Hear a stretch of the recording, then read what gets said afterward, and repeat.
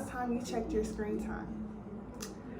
According to statistics, over 4.5 billion young adults have over 6.5 hours of screen time.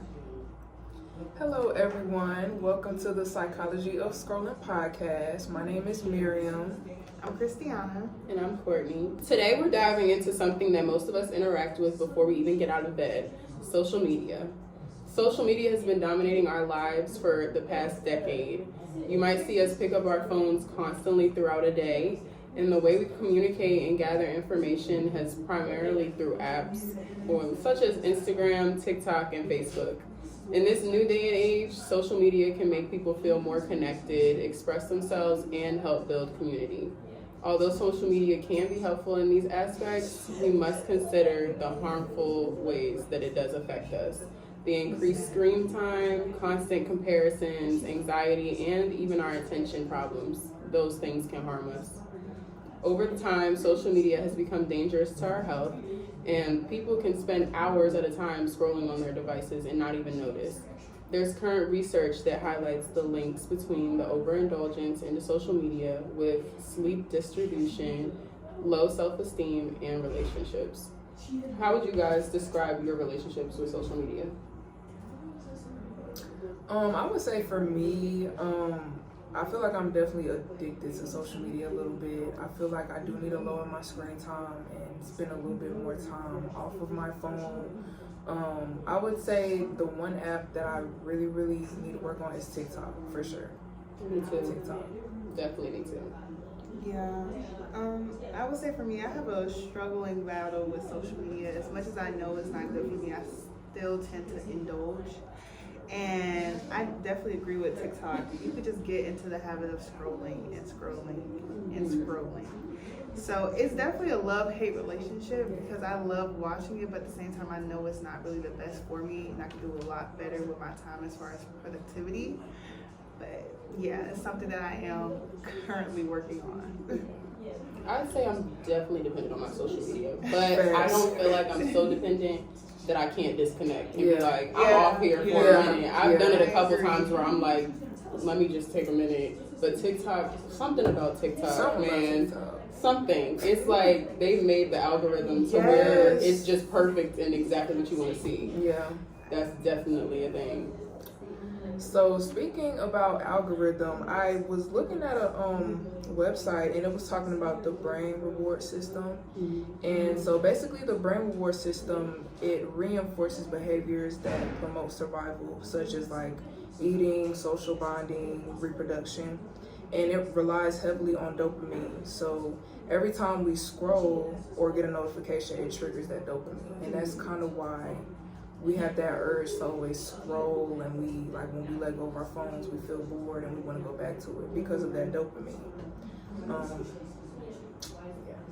You're just constantly looking for the next thing to pay attention to. Yes. Like,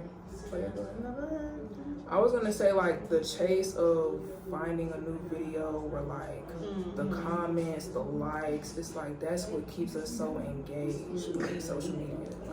And on TikTok too, when they have like the highlighted part on the bottom that says something about the video, yes, I you gotta click all on the it, time, right? Just to see what are they talking about, and then I fall down the rabbit hole, and I'm all on this topic, and I didn't even know about it before. Exactly, and then it's on your For You page. So as soon as you look at it one time, they add it on there. Exactly.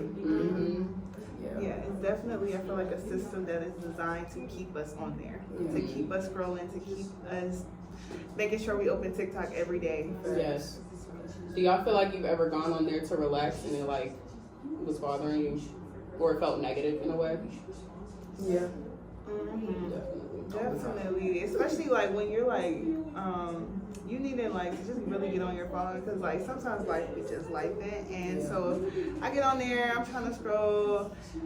No, and stuff be sometimes negative, like it be negative news. I don't really care or want to see all of that, like.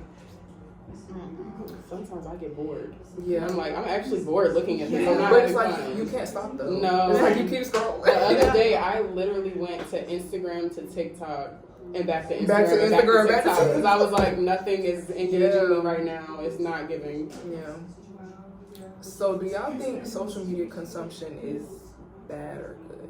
Me personally, I feel like I don't feel like social media consumption is bad. I feel like it's what we engage with. Mhm. That's what makes it bad. Because, like, say, for example, you could be on YouTube for 2 hours and watch, like, an informative documentary or something. And then you could be on TikTok for 2 hours watching baddie clips or something like that. Right. It's like you're still consuming social media the same amount of time, but you're affected differently from it. Mm-hmm. So, I think it definitely has its pros and cons. Yeah, But I sure. feel like the main thing that sets it apart as a generation, just us being able to be connected with people that we've known for so long. I'm still connected with people from elementary Facts. school on social media. Facts. And a lot of our parents can't say that. They haven't seen those people in so long because they aren't connected, but it's so easy to find people and stay in contact with people through social media. So I feel like that's the pro of it, definitely. Yeah. And just being able to figure out things so easily. It's like right at your fingertips. Yes. Everything you want to know, Google it. Facts. Even I use TikTok as Google sometimes. Yeah, I agree. And it really is, it helps sometimes, but it's really, you have to do it in moderation. Yeah, moderation. Definitely. I think that's what it is. I think it's a combination of both. But once it gets to the point where you're kind of overdoing it, it's tremendously like bad. Mhm. Like I feel like you gotta have it in moderation, or else it's going to take over. Yes. So definitely a mix.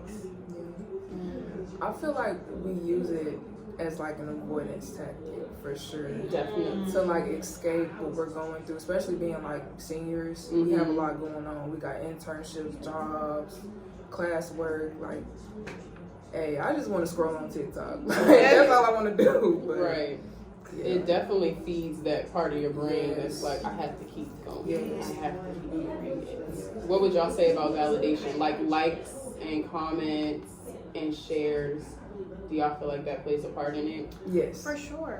For sure. Like when you think about it, when you get a few likes on a post or whatever, some people really take that to like, oh my gosh, They they do. like me, like they Yes. like me, like, you know? Yeah. And that's crazy because just imagine like you get like maybe like 10 likes, but you know when someone comes up to you, you say, hey, oh, you're pretty 10 times. Like that's That's much better. Yeah. but them 10 likes somebody get on like a post on Instagram, they're like, this is not it. Like this Yeah. is not enough. You Yes. know? Yeah. It's crazy how we have like such a different perception as far as to like in real life than based on social media. Yes. I think Instagram started to try and help with that by being able to hide your Hide likes the and likes. things like that. Because I think so many people, even when I got on social media, my parents didn't let me have social media until I went to high school. So I, like middle school and all of that, I wasn't on nothing. So I didn't know a lot of the stuff. Well, I knew it because I had friends. Right. But I think that it actually helped me because once I got to high school, I wasn't worried about what everybody else was thinking or how many people liked my whatever. And I definitely am embarrassed about what I was posting because I was looking a mess, y'all. I thought I was so tea. And I'm like, girl, the freshman look is like, it's something. But I think Instagram makes it so that like you can report things. Yeah. They make it a little bit safer, but sometimes people don't take advantage of those things. Yeah, Even that's like true. hiding your likes is an option. You don't have to. Yeah. So when people really care about how many people are liking their things or liking their stories or sharing whatever or comments being public, I think that's where it comes in, where people are a little bit more insecure about Yeah. what type of situation it is. Yeah. Mm-hmm. So, do y'all think like aesthetic is taking over like personality? For sure. For sure. Especially in college. Yes. I think so especially bad. in college. High school, actually the high schoolers now, my sister is 16, it's starting to be like they act like college students to me. Really? They act like they're my age and she's 16 years old. But because of what they consume through social media, like all of the influencers and the rapper wives and girlfriends is like who they want to emulate. Right. And so they're trying to keep up with that instead Facts. of living their age, you know, and they're thinking they're grown. And that plays a big part in just their exposure to things. Parents don't control that when it Yeah, comes they to don't. kids. So they get to have access to whatever they want, and then they're consuming all of this information that they feel like is so important, and it's actually not.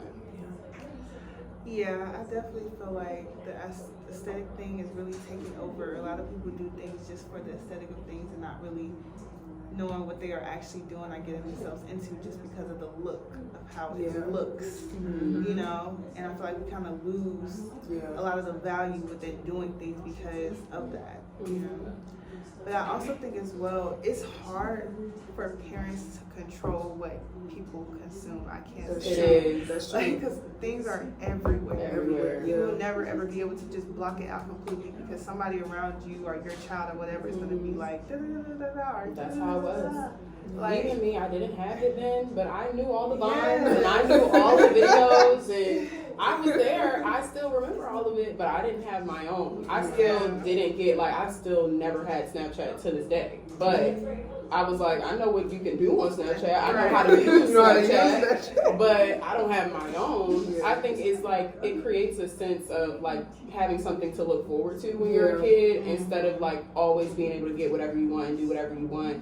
My mom made it so that it was stages, like, oh, when you turn this age, you can do this. And when you Yeah. turn this age, you can do this. So I was always like, yes, You were I'm looking 16, I can finally go on a date. And I'm like, thank God, Mom.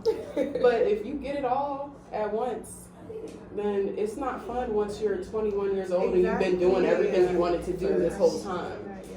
So I think that consumption definitely will affect how much you mature over time. Because when you're looking at grown-up things, you think you're a grown-up. And then you have to deal with grown-up situations. And once you're actually a grown-up, you are kind of sick of being a grown-up. 'Cause Exactly. you're like, You want to go back to being you want to go back to being a kid. Yes. You definitely want to go back to being a kid. gosh. So that affects a lot of people, I will say. Yeah. And I feel like social media can kind of promote comparison culture. Definitely too. Exactly. It's so bad. Exactly. Like, Oof, being able to see everyone so close and see what they're doing, but then you also have to think about the fact that people will present their best selves. Yes. Like you're not getting the whole 360 story, Yes. so Yeah. that may put you in a doubt about yourself because you're seeing that they're doing this and they have this going on.